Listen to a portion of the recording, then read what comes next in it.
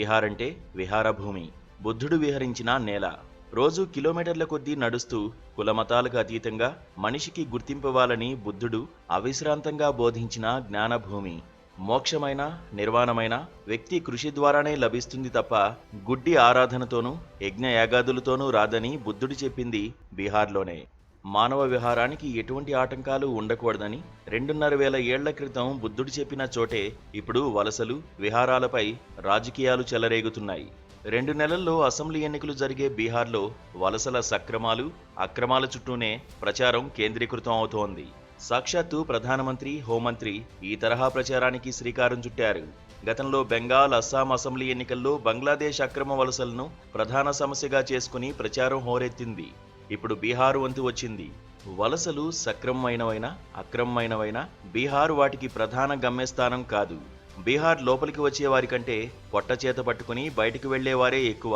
1830 నుంచి ఇప్పటి వరకు అదే కొనసాగుతోంది. నితీష్ కుమార్ 2005లో బీహార్ ముఖ్యమంత్రి అయిన నాటి నుంచి అభివృద్ధి పరంగా అద్భుతం జరుగుతోందంటూ ప్రచారం సాగుతున్నప్పటికీ వలసలు పోయే ప్రజల శాతంలో ఆ రాష్ట్రమే అగ్రస్థానంలో ఉంది. ఎక్కడైనా ఉపాధి అవకాశాలు, మంచి జీతాలు ఉన్న చోటుకే ప్రజలు వలసలు కడతారు. అవి అంతంత మాత్రం ఉన్న చోటుకు వెళ్లడం సాధ్యం కాదు. బంగ్లా అక్రమ వలసదారులు బీహార్ను ముంచెత్తుతున్నారని చెప్పడానికి అంకెలు, ఆధారాల కంటే ఒక వర్గం ప్రజల వల్లే సమస్యలన్నీ వస్తున్నాయని చెప్పడంలో రాజకీయ కోణమే కనిపిస్తోంది.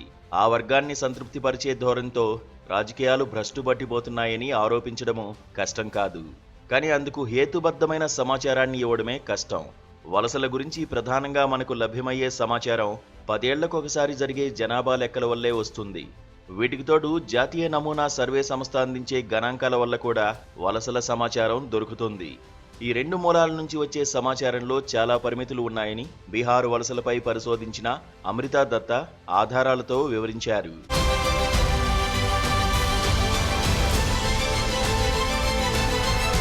2001 జనాభా లెక్కల ప్రకారం 79 లక్షల మంది పనుల కోసం బీహార్ నుంచి వెలుపలకు వెళ్లారు. 2011 నాటికి ఆ సంఖ్య కొంత తగ్గి 74.5 లక్షలకు చేరుకుంది. ఇలా తగ్గడానికి 2008లో ప్రపంచవ్యాప్తంగా తలెత్తిన ఆర్థిక సంక్షోభమే ప్రధాన కారణం. అసంఘటిత రంగంపై దీని ప్రభావం అధికంగా పడింది. కార్మికుల్లో అసంఘటిత రంగంలో ఉన్నవారే ఎక్కువ. బీహార్ వలస కార్మికులు అధికంగా ఉపాధి పొందేది ఈ రంగంలోనే. ఆనాటి ఆర్థిక సంక్షోభాన్ని అర్థం చేసుకోవాలంటే మన జీడీపీని పరిశీలిస్తే సరిపోతుంది. 2007-8లో మన జాతీయ స్థూల ఉత్పత్తి 9.3% ఉంటే ఆర్థిక సంక్షోభం వల్ల అది 6.7%కి పడిపోయింది. 2.5% జీడీపీ తగ్గిపోవడం మామూలు విషయం కాదు. ఒడిదుడుకులు ఎన్ని ఉన్నా బీహార్కు వలసలు కీలకంగా మారిపోయాయి. గ్రామీణ బీహార్లో ప్రతి 5గురిలో ఒకరు వలస కార్మికుడిగా పనిచేసేవారే కనబడతారు. కొన్ని గ్రామాల్లో చేసిన సర్వేల్లో వలస కార్మికులు ఉన్న కుటుంబాలు 64.9% ఉన్నట్లు లెక్కలు తేలాయి. బంగ్లాదేశ్ నుంచి అక్రమంగా ప్రజలు వస్తున్నారు. దీన్ని కాదనలేము. సుదీర్ఘ సరిహద్దు ఉండడంతో పాటు 100 ఏళ్ల పాటు ఇరు దేశాల ప్రజల మధ్య సంబంధ బాంధవ్యాలు వలసలను ప్రభావితం చేస్తున్నాయి. అక్రమంగా వలసలు వచ్చిన వాళ్లు ఎంతమంది అనడానికి ప్రభుత్వం దగ్గర లెక్కలు పక్కాగా లేవు. బీహార్కు సంబంధించి అదింకా నిజం. బీహార్లోని ఉద్యోగాలు, వనరులను బంగ్లా ముస్లింలు కొల్లగొడుతున్నారు అనడానికి అక్కడి ఆర్థిక పరిస్థితులు సహకరించవు. స్వంత ప్రజలు ఎక్కువగా వలసలు పోయే పరిస్థితులు ఉన్న చోట అది సాధ్యమయ్యే పని కాదు. రాజకీయ ప్రచారానికి వాస్తవాలతో పనుండదు కాబట్టి ఏదైనా చెల్లిపోతుంది. దీనికి ఏ పార్టీ మినహాయింపు కాదు. ఓట్ల చోరీ వల్లే అధికారాన్ని అందుకోలేకపోయామని రాహుల్ గాంధీ చేస్తున్న ప్రచారం కూడా ఒక రకంగా అలాంటిదే. ప్రచారాలకు వాస్తవాలకు ఎంతో దూరం ఉంటుంది అనడానికి అస్సాంలో పౌరుల జాతీయ పట్టిక వ్యవహారాన్ని చూస్తే అర్థమవుతుంది. 1971 ముందు నుంచి అస్సాంలో నివసిస్తున్నట్లుగా సాక్ష్యాధారాలు సమర్పించిన వారినే ఎన్ఆర్సీలో చేరుస్తామని ప్రకటించి ఆ మేరకు కసరత్తును అక్కడ పూర్తి చేశారు. 19.06 లక్షల మంది సాక్ష్యాధారాలను సమర్పించలేకపోయారు. అంటే అస్సాం జనాభాలోని 3.3 కోట్ల మందిలో 6% మంది దగ్గర అవసరమైన పత్రాలు లేవు.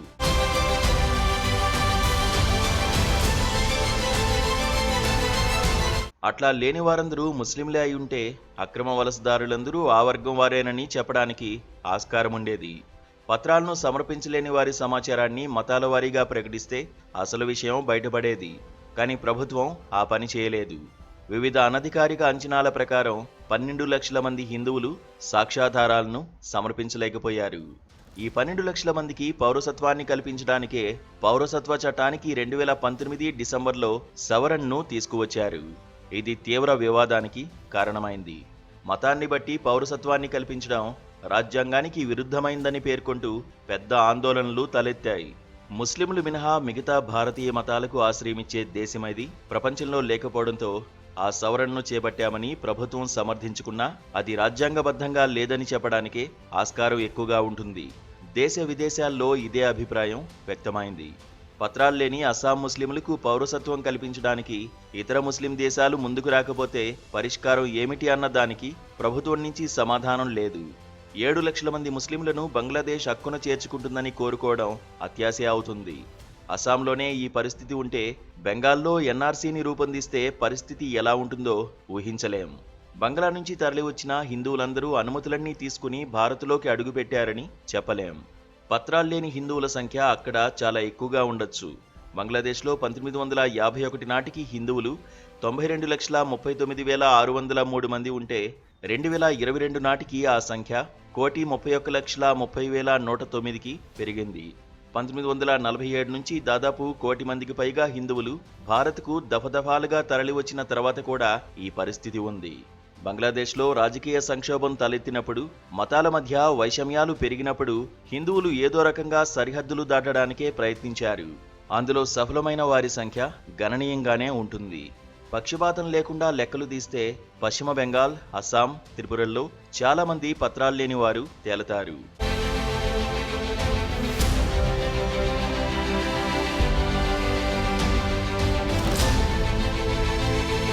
బీహార్లోకి అక్రమంగా వస్తున్న విదేశీ వలస కార్మికుల సంఖ్య ఎంతైనప్పటికీ ఆ సమస్యను రాజకీయంగా పెద్దది చేసే అవకాశం ఉండొచ్చు, కాదనలేం.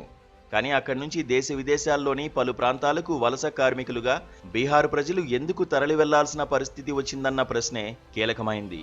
రబ్బరు, చెరకు తోటల్లో పనిచేయడానికి Caribbean, Guyana, Suriname, Trinidad and Tobago, Fiji, మారిషస్లకు ఒప్పందపు కూలీలుగా బీహారీలను 1830లో తీసుకువెళ్లారు.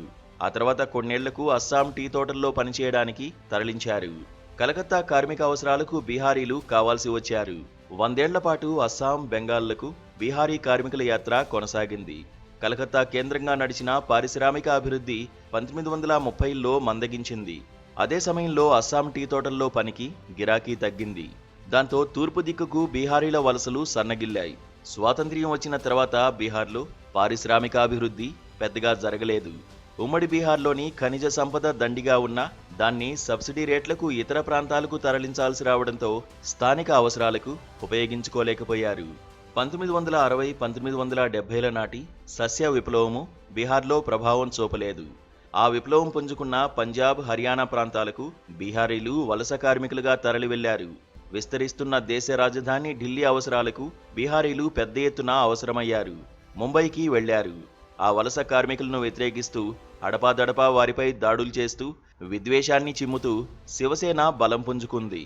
ఆర్థిక సంస్కరణలు మొదలైన తర్వాత దక్షిణాదికి బీహారీ వలసలు విస్తరించాయి. వలసలు గ్రామాల్లో చాలా మార్పులను తెచ్చాయి. 50% పైగా ఆదాయాన్ని వలస కార్మికులు గ్రామాల్లోని కుటుంబ అవసరాలకు పంపుతున్నారు. కుటుంబాల్లో ఆర్థిక పరిస్థితి సాపేక్షంగా మెరుగుపడింది.